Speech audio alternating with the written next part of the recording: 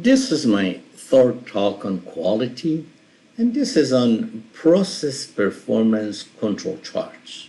Process control charts are designed for any process, can be designed for any process, and they show acceptable variations in that process, usually around an average.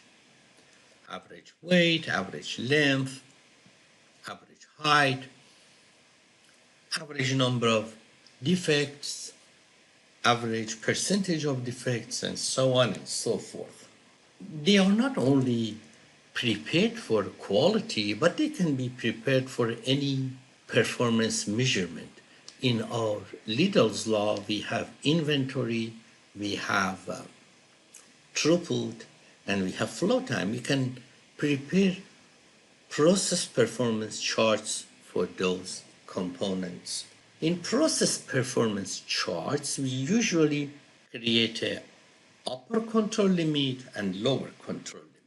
This is very similar to what we did for tracking signal. Remember, in tracking signal, we designed the upper control limit and lower control limit, but we say that there is not a specific formula for those. Some books wrongly write upper control limit is 3.75 mat and lower control limit is negative 3.75 mat, and that is incorrect.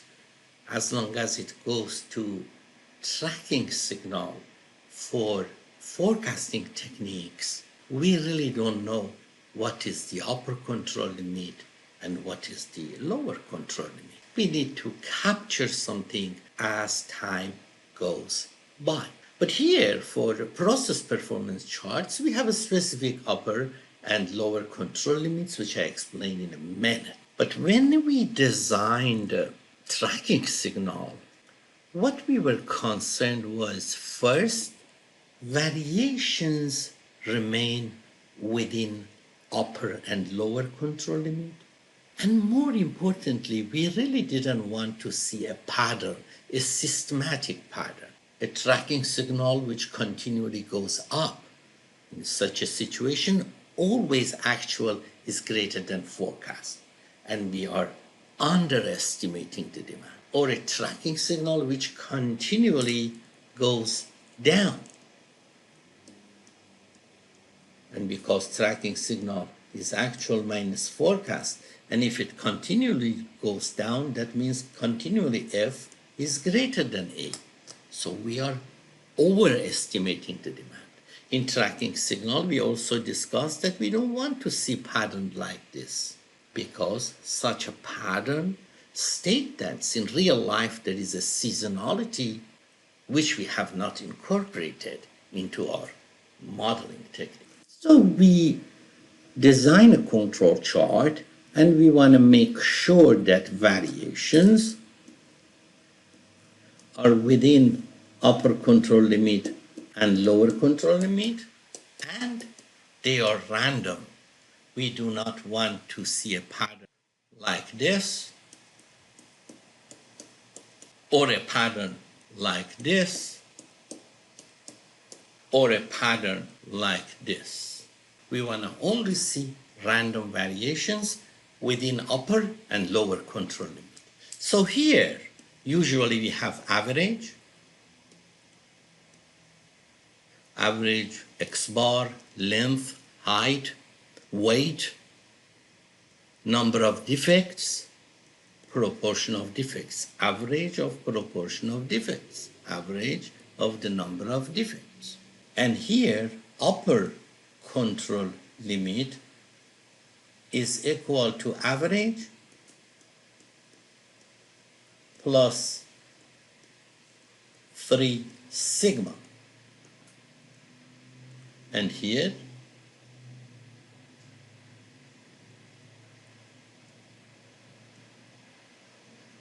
average minus 3 sigma. And I will explain what is sigma under different situations. We only discuss P-chart and X-bar chart. And I explain both of them, and I also explain sigma for for both of those charts. So the control chart is something like this. It has an average, a lower control limit, and a upper control limit, and we want to see random variations within those limits. Now let's talk about X bar chart. Suppose we want to make sure that the weight of a garage door,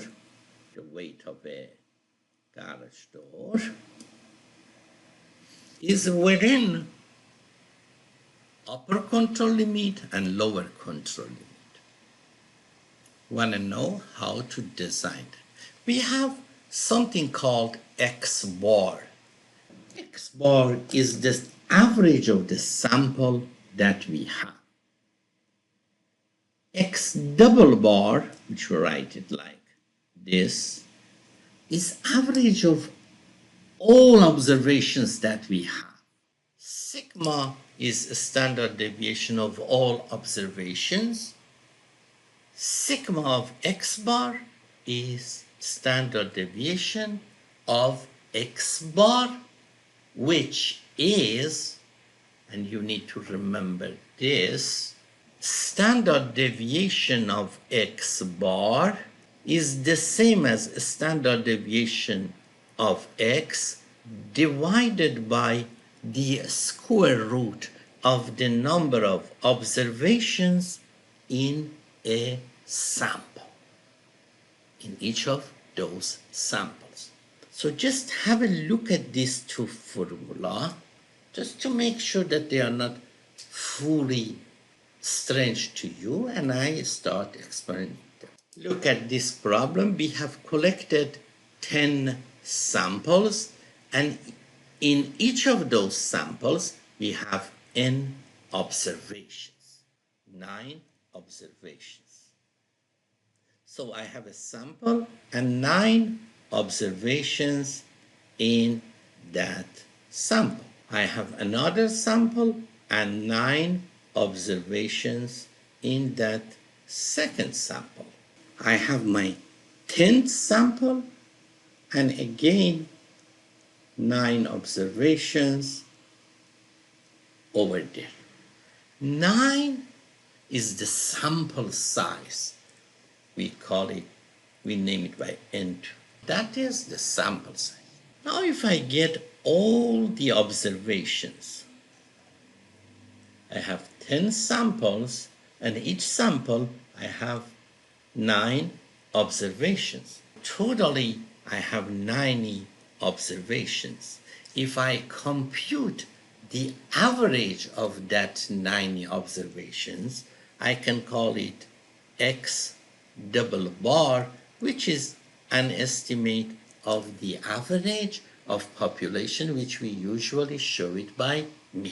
Now suppose we have that X double bar, which is average of everything, and we have a standard deviation of this 90 observations. We call them X. We have standard deviation of X. For X we have 90 observations. Therefore, I have some information about average of my data, which is X double bar, and standard deviation of my data, which I can show it by sigma or S. Sigma is for population, S is estimate of sigma. Let's, to avoid complexity, treat them both the same. So I go there, I compute standard deviation of all these 90 observations and average of all these 90 observations, correct? Average or X double bar is 100 and standard deviation of those observations is 30.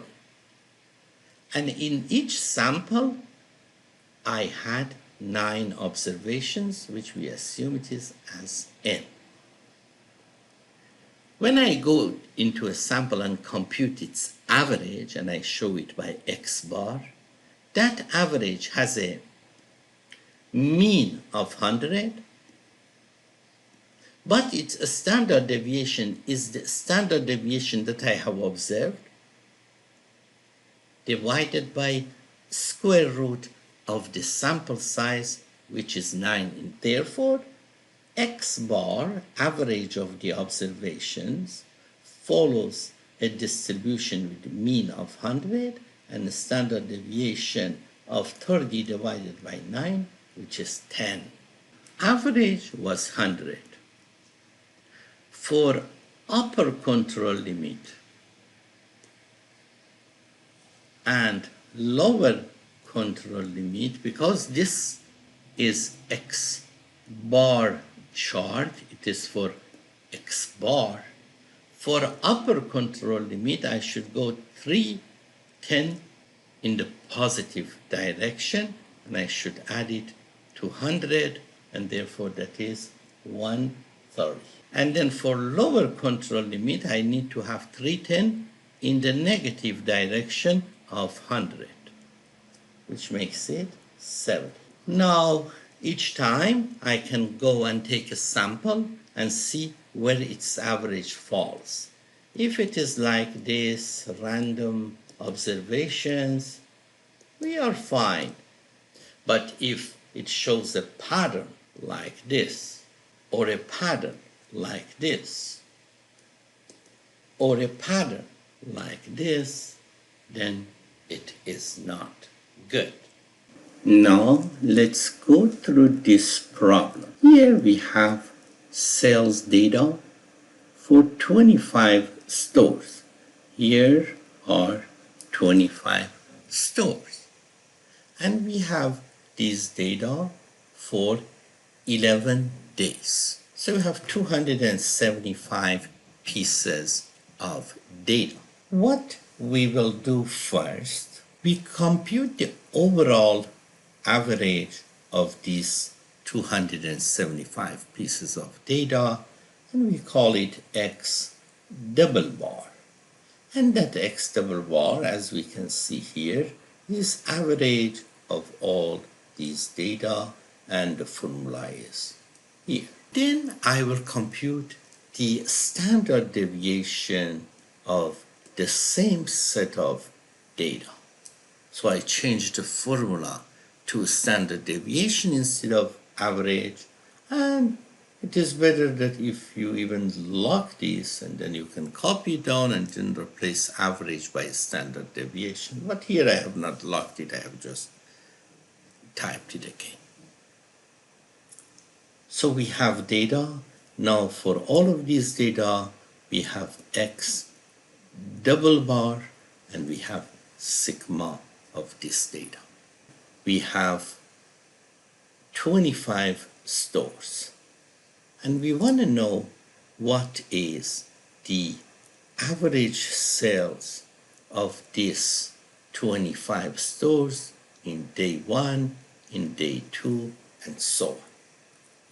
So I just average this, and that would be my X bar for each day, and I will have 11 of them, and I draw them here.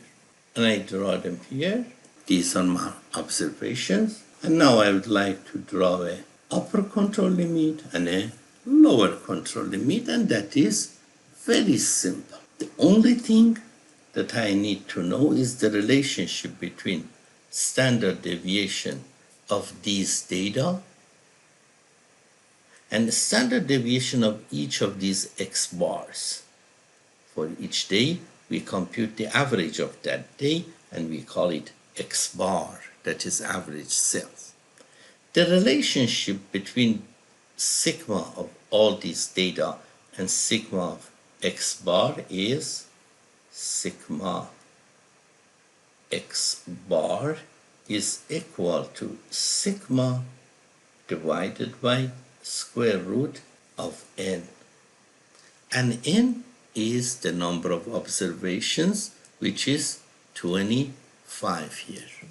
So I have my X double bar, and I have sigma of X here, and I know that these are X bar, and sigma of X bar is equal to sigma of X divided by square root of n, and n in this example is 25. It is number of observations in each sample, which is 25. Correct? So I have standard deviation of x bar, I have x double bar, and upper control limit is equal to x double bar plus 3 standard deviation of x bar, and lower control limit is equal to x double bar minus 3 standard deviation of x bar. As simple as that. X double bar is 99. This example is equal to 99.89. You can click on this Excel sheet, right click, and open Excel sheet object, and you have access to all this data. Standard deviation of x bar, which are these numbers, data standard deviation, is equal to 31.1 divided by square root of 25, as it is written here, and that is 6.22. 3 times 6.22 will go above this, and that would be upper control limit. 3 times 6.22 will come below it, and that would be lower control limit. Upper control limit is 118.55. Lower control limit is 81.23. As simple as that. So that was X-bar chart. Now we consider the concept of P-chart. Suppose we have some observations, the product is either good or defective. We count the number of defects, products, and we count the total number of products that we have observed, and we divide these two by each other's, and we call it P-bar, percentage of rejects. And then as soon as we find this number in P-chart, this P-bar plays the role of X-bar in X-bar chart, and over there we had standard deviation of X-bar. Here we do have standard deviation of P-bar, and that is equal to square root of P-bar times 1 minus P-bar divided by N.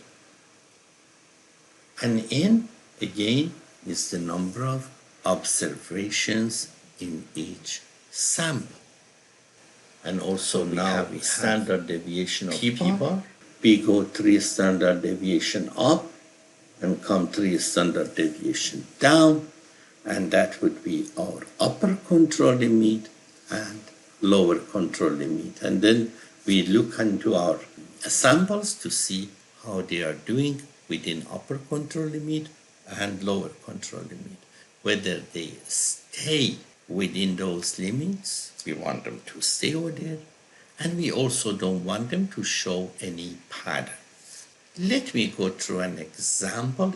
It will become much easier. Find the upper control limit for 3 sigma P-chart, assuming that you have a sample of 60 items. So this is N,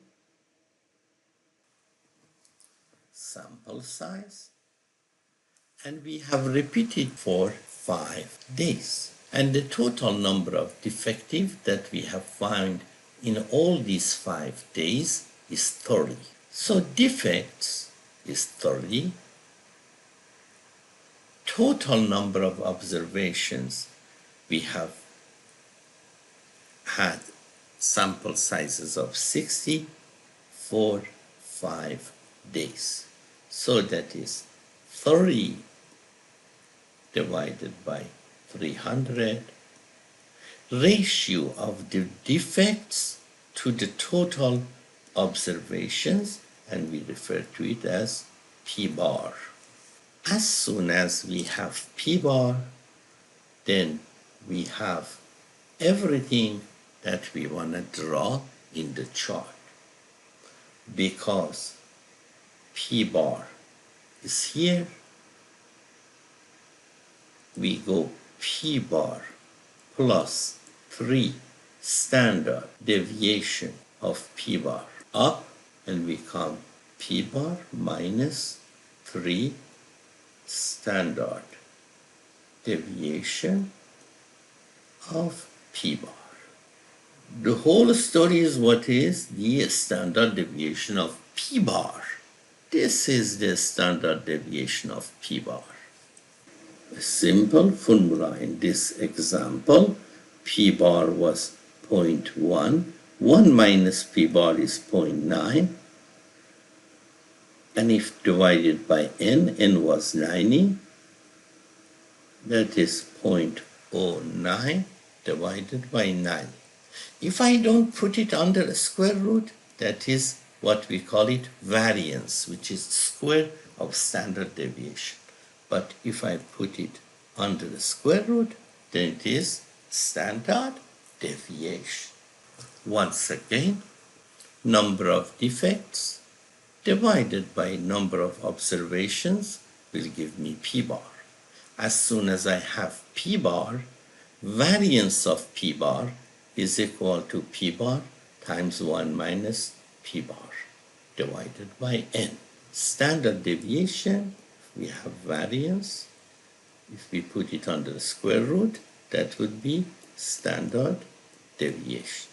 So for this example, P bar times 1 minus P bar, that multiplication divided by n, 0.1 times 1 minus 0.1 divided by n, that would be variance.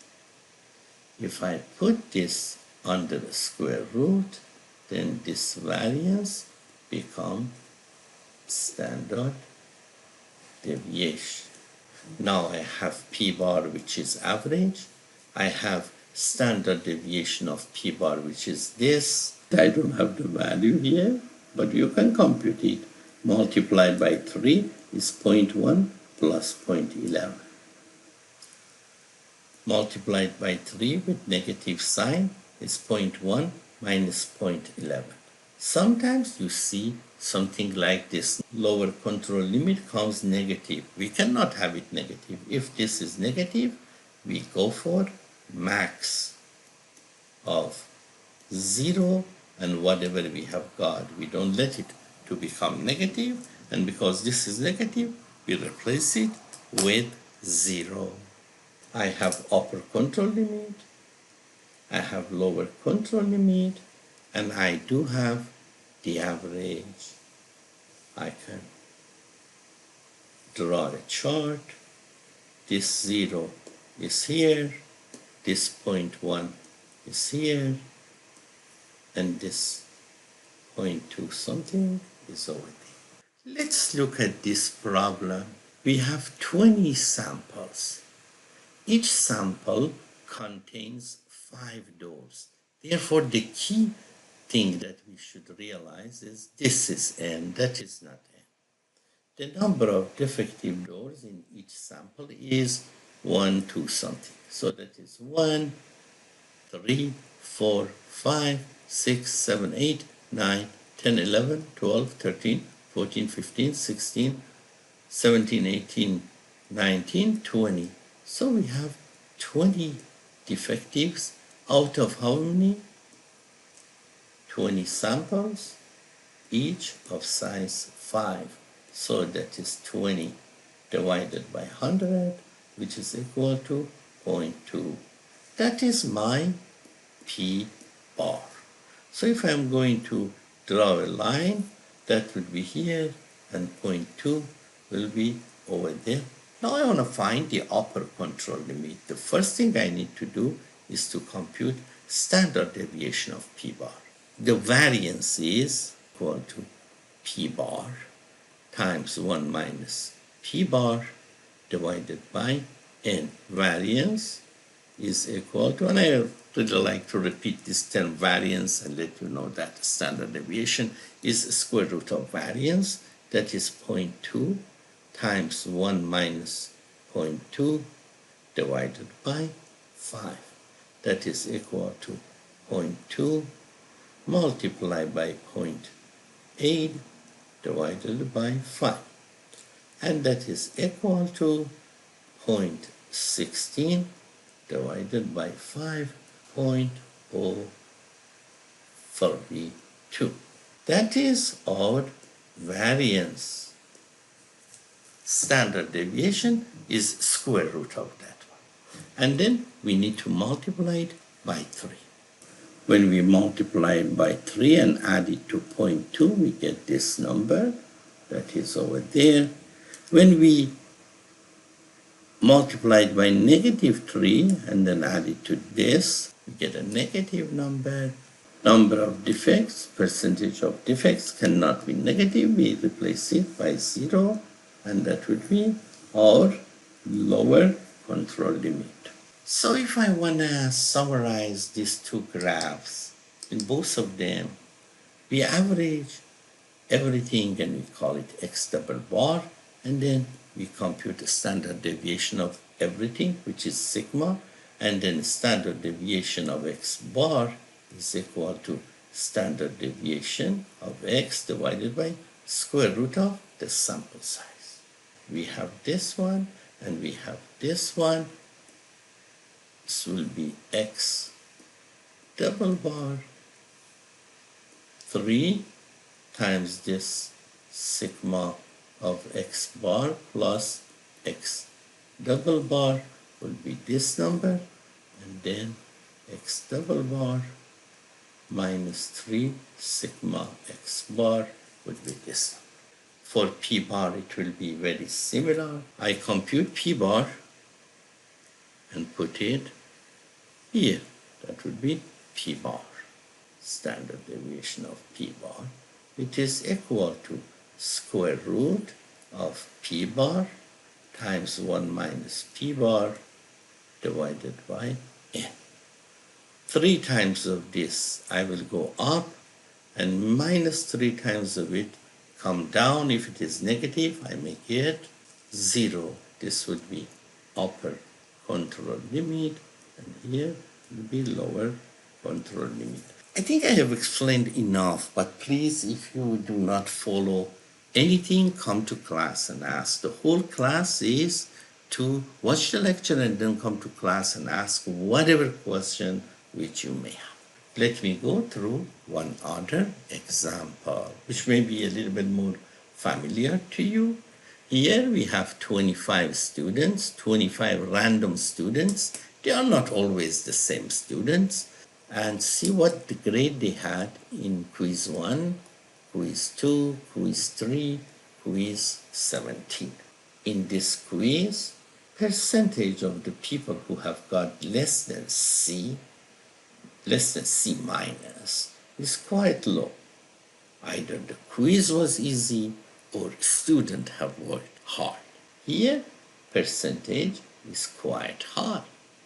Either the quiz was difficult, or student have not worked, or the professor's lecture were not well recorded, or the student didn't bring their questions to class.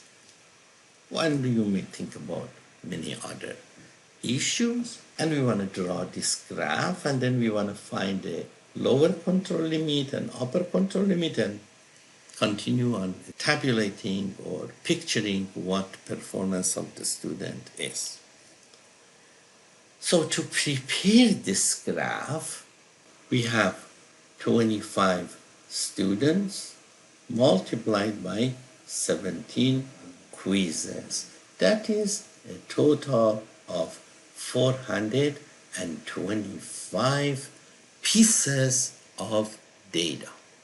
In this 425 pieces of data, we have observed 96, which was less than C minus, and we call it defects.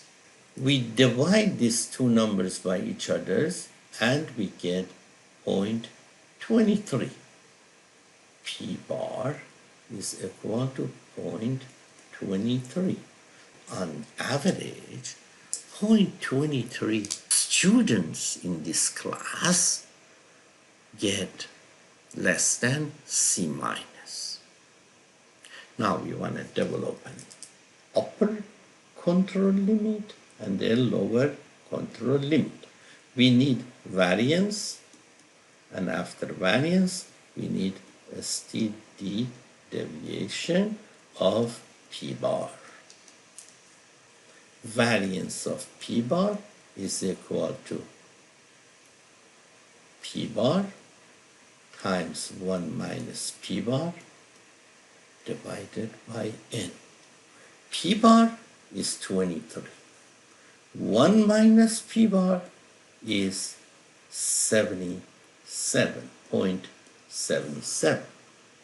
So we have P bar, we have 1 minus P bar. N, make sure we don't think it is 17. N is 25. Don't forget. If we do all these computations, this is P bar times 1 minus P bar divided by number of observations. That is what we get as variance of P bar, and the standard deviation is simply square root. So square root of variance, which was the standard deviation, is 0.08. P bar was 0.23. 3 times 0.08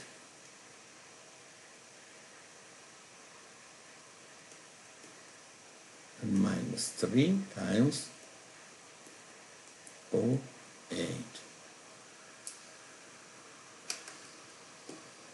0.23.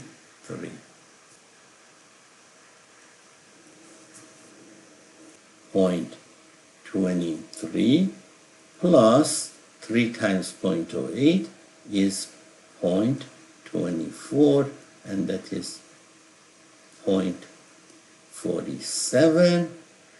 0.23 minus 0.24 is less than 0. We replace it by 0. So here is 0, over there is 0.47. Now, like tracking signal, we have an upper control limit, lower control limit. We want to know if these are staying within control limits and if they are not showing any specific pattern. Indeed, as long as this specific example of the number of people who have got less than C minus is concerned, we like our graph to be like this or like this. So let me summarize. We create an average. This average could be for X bar or P bar. We have the average and we find the upper control limit and the lower control limit. This is a good situation. Here is unstable. Sometimes we are low, sometimes we are high. We are going up and down. It is not very good. We really need to think what is the reason that we are going up and down. For example, this could be the number of defects, the percentage of defects, the range of the observations, the gap between minimum and maximum, or the average of the observations, or average of the weight of a garage door, average content of a liquid in a container, and so on and so forth. Here we see a trend upward. Maybe it is good, maybe it is bad. If it is weight of the garage door, we don't like this, because if the garage door is light, it will not be stable. If it is heavy, the operation of it would be difficult. So we want it to be around the average that it could be. Here we see some cyclic up and downs. We really don't like it. And here for a while it is above the average and then shifts below average. We need to go and consider why it is. Here the process is out of range. We need to look into it and bring it into range. Here we have even reduced the range and have put the process under more control in an improved situation. This completes my discussion on this part of the quality. If I find some other interesting thing, I put it into short lectures. Thank you very much for your participation in watching these lectures.